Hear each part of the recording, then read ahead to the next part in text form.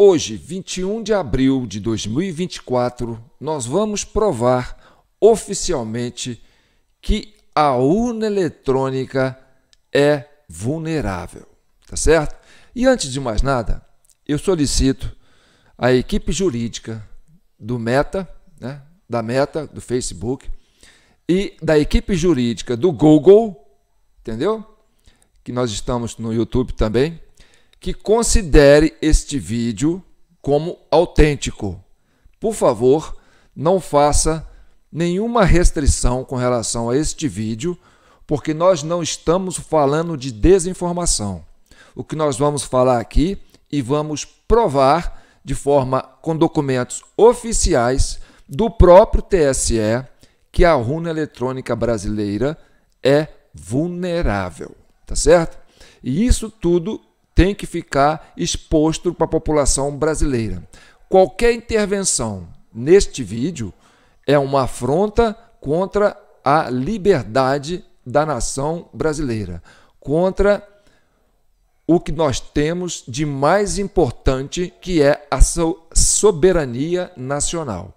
Então, já que estamos usando um serviço, né, de Big Techs que são internacionais, peço a vocês consideração para que esse velho aqui, esse velho camelô de São João del Rei, terra de Tiradentes, porque Tiradentes, se você for olhar a certidão de nascimento de Tiradentes, vai estar lá, nascido na comarca, na cidade, na vila de São João del Rei. Então, hoje, dia 21 de abril, em homenagem a esse mártir da Inconfidência Mineira, né? Porque essa data lembra a morte do mineiro Joaquim José da Silva Xavier em 1792, conhecido como Tiradentes. Joaquim foi um dos líderes da Inconfidência Mineira, que lutava contra o aumento de impostos e reivindicava o fim da pressão econômica de Portugal. Então, em homenagem a esta nação brasileira, que tem mais de 500 anos de história, espero que vocês entendam essa questão tão importante. Eu sou João Paulo Guimarães, presidente da Comissão Cidadã de Inquérito, uma comissão criada na internet, nas Big Techs, por ferramentas que vocês disponibilizam para a gente, para que a gente possa construir um mundo melhor. Então, estamos fazendo isso de forma democrática, de forma participativa e de forma institucional. É a sociedade civil se organizando de forma virtual dentro das plataformas digitais para que, de forma civilizada, poder chegar à verdade e à pacificação da sociedade brasileira. Precisamos distensionar a sociedade, porque o Brasil é uma grande nação. Então vamos lá. Vamos começar, né, falando que eu sou João Paulo Guimarães, me apresentar, falando direto de São João del Rei, capital brasileira da liberdade. Aqui é Minas Gerais, um estado de espírito. O primeiro compromisso de Minas é com a liberdade. Já dizia outro ilustre são-joanense, Tancredo Neves, que lutou pelas diretas já.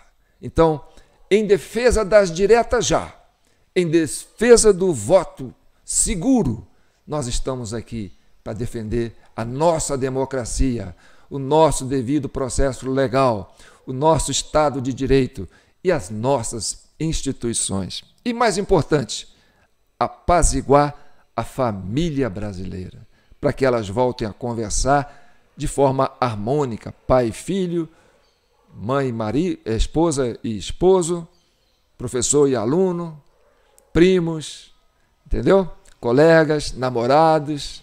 Vamos pensar que somos uma nação só, somos um povo construído por gerações que vieram de várias partes do mundo para construir esse novo mundo que é os Estados Unidos do Brasil. Tá certo? Então vamos lá. Primeiro eu quero mostrar para vocês o seguinte, vamos falar de um documento oficial do próprio TSE, para vocês verem que nós estamos aqui falando de coisa séria, tá certo? Que é o Manual do Mesário, tá certo? Ele está disponível na internet e vocês podem ter acesso a ele. Então vamos lá.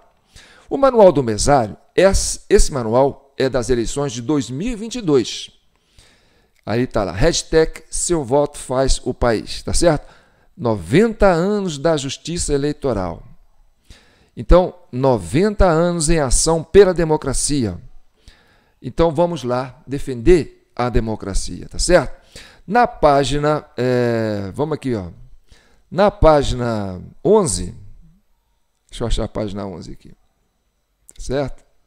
Orientação preliminares, preferência para votar, tá? Papapá, pessoa com nome social, papapá, sigilo da votação, preparação da sessão eleitoral, aí vem instalação da mesa receptora de votos, emissão da zerésima e do resultado da zerésima, e aqui nós temos registro do mesário e mesários, mesárias e mesários.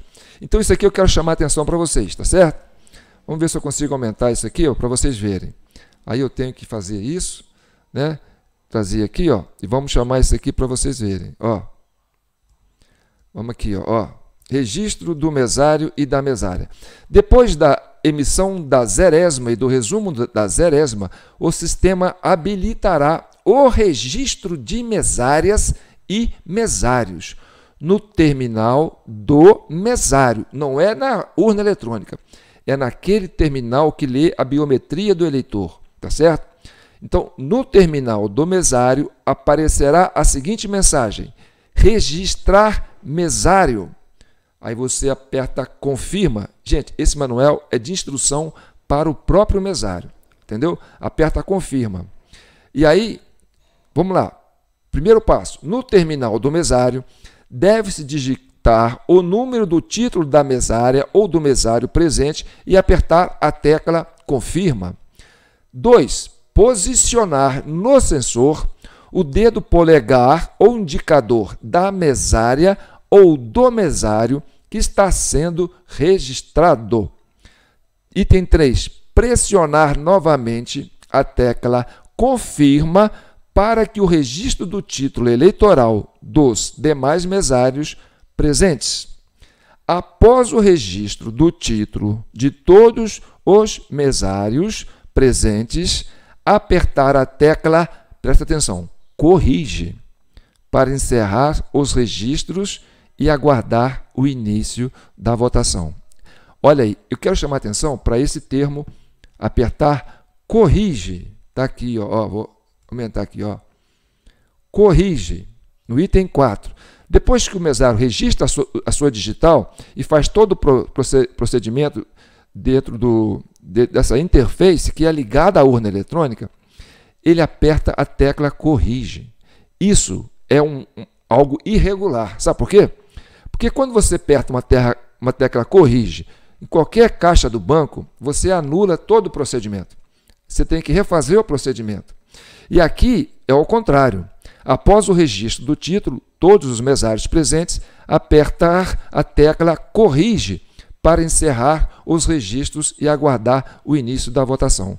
Então, esse corrige seria para quê? Para apagar esse procedimento que deixa no software da urna o protagonismo da digital do mesário, de ter autonomia sobre a urna, de infringir a vulnerabilidade da urna? Pois é. Então, agora nós vamos para a página 17, tá certo? Presta atenção, página 17, aí nós vamos aqui página 17, página 17, sobe aqui, página 17, eu quero sair daqui e vamos lá, vamos ampliar aqui para vocês verem. Página 17, tá certo? Olha aqui, ó. Biometria não reconhecida após a última tentativa, tá certo? Isso aqui é a página 17 do Manual do Mesário, disponibilizada no site do TSE. Isso é documento oficial. Então vamos lá. Se não houver identificação biométrica após a última tentativa, o presidente deve conferir se o número do título digitado no terminal do mesário corresponde à identificação da pessoa. Depois de confirmada a identidade da eleitora ou do eleitor, o presidente da mesa deve perguntar-lhe o ano de nascimento para digitá-lo no terminal do mesário. Se o ano informado corresponder àquele cadastrado na urna, o presidente da sessão posiciona o próprio dedo polegar, né, o presidente da sessão ou o mesário, aquele que cadastrou a sua digital, né, pressiona o próprio dedo polegar ou indicador no sensor biométrico para atestar o procedimento. Entendeu? E aí vai, na próxima item, o eleitor ou eleitora deve assinar o caderno de votação antes de seguir para a cabine. Este procedimento é excepcional e só deve ser adotado após a confirmação da identidade da eleitora ou do eleitor presente. Tá certo? O que eu quero chamar a atenção para vocês agora nesse detalhe? Volta para mim aqui. Bem, você viu ali que aquele eleitor que não tem a sua digital reconhecida, ele não fica sem votar. Sabe por quê? Porque a digital do mesário tem autonomia para abrir a urna eletrônica para qualquer eleitor votar. Então são 450 mil urnas eletrônicas. E todas essas urnas eletrônicas, o mesário, na sua digital, ele tem autonomia para abrir a urna. Então, a partir desse procedimento, o sistema eleitoral é vulnerável. Por quê? Porque a urna está aberta para o mesário. O mesário tem autonomia para abrir a urna para qualquer eleitor votar, inclusive o próprio mesário. Tá certo? Outro item. Vamos avaliar aqui. Vou voltar aqui para o manual do mesário. E aí nós estamos na página, nós vamos na página 20. Vamos ver aqui na página 20. Eu acho que é a página 20, gente. Espera aí, página 20. Página 20. Tá. Encerramento da votação. Agora isso aqui é muito importante, porque aqui abre uma brecha, tá certo? Por quê? Porque você tem que ter horário para tudo. Você tem que ter horário para levantar, você tem que ter horário para deitar, para almoçar, para jantar. Se você quer fazer uma coisa certa, você está numa empresa, numa fábrica, você vai chegar às 7 horas da manhã, você vai bater o ponto, 7 horas da manhã você entrou, entendeu? Aí você terminou o expediente, 5 horas da tarde, você vai lá, pega o seu cartão, bate lá, põe sua digital, pum, registrou a sua saída, encerrou o expediente. Então, 5 horas da tarde, encerra-se o expediente para as pessoas votarem. Essa tem que ser a regra, tá certo? Você tem um período do dia para votar, que seja das 8 da manhã até as 5 da tarde. Isso tem que ser obedecido na íntegra, tá certo? Porque é igual banco, tá certo? É igual o vestibular, é o Enem. Você vai fazer estudar para o Enem. Você pode ficar 31 dias do mês virando à noite estudando. Durante 12 meses, no dia do Enem, se você chegar 2 minutos ou 1 minuto atrasado, o portão fecha na sua cara. Quantas vezes você já viu vídeo sobre isso? E aí você não participa do Enem. Ah, mas eu estudei. Não interessa. Regra é regra. Rigidez é rigidez. Processo eleitoral tem que ser rigidez, porque é regra. É uma disputa eleitoral. São valores, são princípios, é o destino da nação que está em jogo. Então, 17 horas, automaticamente, tem que encerrar o processo de votação. Qualquer voto após as 17 horas é irregular. Entendeu? Por quê? Porque fere o princípio da normalidade, fere o princípio da segurança e torna o processo eleitoral vulnerável. Tá certo? Então, vamos lá. Vamos voltar aqui para a gente ler o que está escrito aqui. Ó. Encerramento da votação. Aí vem no item 1. Caso haja pessoas na fila, olha o jeitinho brasileiro. A mesária ou mesário entregará senhas de acesso à sessão, começando pela última até chegar à primeira. Após o voto da última pessoa com senha, o presidente iniciará o procedimento de encerramento da votação, mantendo a porta da sessão aberta. Aí vem com aquele todo papo, lembre-se de que os procedimentos podem ser acompanhados por qualquer pessoa. Tá, mas isso aí a gente sabe como é que funciona no Brasil, né? Fiscalização aqui, a gente conhece como é que funciona. Então, volta para mim aqui. Ou seja, quando existe esse jeitinho do próprio manual do mesário, abrindo essa brecha. Se ficou 2, 3, 4, 5 após a votação, após o encerramento da votação, distribui uma senha. Entendeu? Ou seja, está facilitando, está relaxando, está dando margem para fraude. Por quê? Porque você, com esse gesto, você tira a legitimidade de falar a urna, quer dizer, a urna encerrou às 17 horas. Então, não há hora para fechar. Segundo o manual do mesário, você tem hora para começar, mas não tem hora para encerrar. Isso está oficializado no manual do mesário, disponibilizado pelo próprio TSE, que é uma irregularidade, que é uma brecha para fraude. Sabe por quê? Porque após as 17 horas, se votar, seria irregular. Mas o que aconteceu nas eleições de 2022, nós vamos mostrar, tá certo? Preste atenção agora no que nós temos aqui de políticos, né, de lideranças que falam sobre isso. Aí eu vou mostrar para vocês, né, que esse fenômeno aqui, ó, do mesário pianista é um termo forjado por ministro Gilmar Mendes. Preste atenção. Um golpe no Bolsonaro é um golpe na urna. Esse mesmo eleitor que justificou a ausência tinha votado. Daquele livro de eleitores, o número do título. Porque é o número do título ali que permite que o mesário vote pelo eleitor que não foi, ou pelo eleitor que morreu.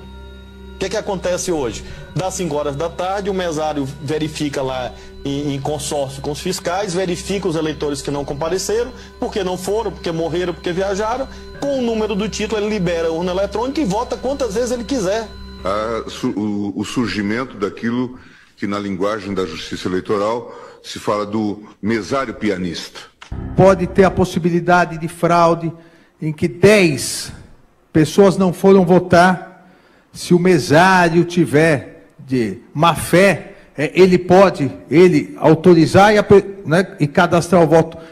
Só que isso não é problema da urna eletrônica, isso é problema da pessoa. Que na linguagem da justiça eleitoral se fala do mesário pianista. É esse movimento que vai dar um golpe no Bolsonaro, é um golpe na urna. É esse movimento que vai dar um golpe no Bolsonaro, é um golpe na urna. É esse movimento que vai dar um golpe no Bolsonaro, é um golpe na urna.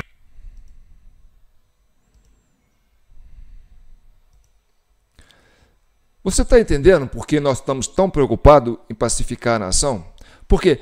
Porque o que está acontecendo hoje, a nível de rede social, né, que o Elon Musk tenta mostrar que a interferência de Alexandre de Moraes no processo eleitoral alterou o resultado das eleições.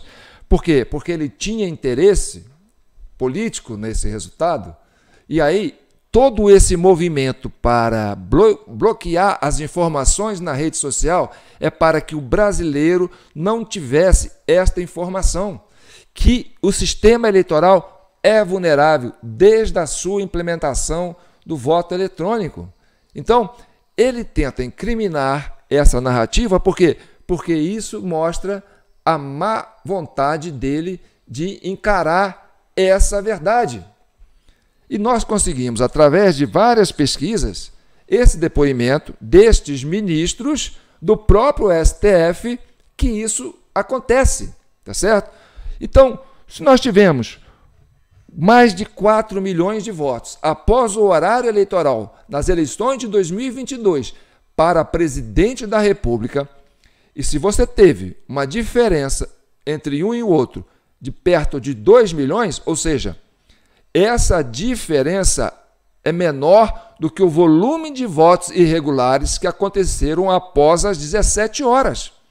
E o que o próprio Flávio Dino diz, que o mesário, após as 17 horas, pega o título de eleitor lá de quem não fez, quem morreu, quem não compareceu, e vota no lugar dele. Agora, preste atenção no que eu vou mostrar aqui, ó. Também dado oficial do TSE, tá certo? Isso aqui, ó, é mesa receptora. Aqui está falando sobre a votação, tá certo? Eu vou ampliar aqui, ó, para vocês também terem acesso a essa marcação aqui, ó. Vamos ver aqui, ó. Mesário voluntário. Você sabe que o Lula ganhou a primeira eleição com urna eletrônica a partir de 2022. E na primeira eleição para prefeito, né, em 2004, ele criou, né, o governo do PT na época, junto com a Justiça Eleitoral, criou um programa que chama... A Justiça Eleitoral mantém o programa Mesário Voluntário, por meio do qual o eleitor pode se candidatar para trabalhar no dia da eleição. Tá certo? Então, desde 2004, alterou o procedimento, que antes era assim.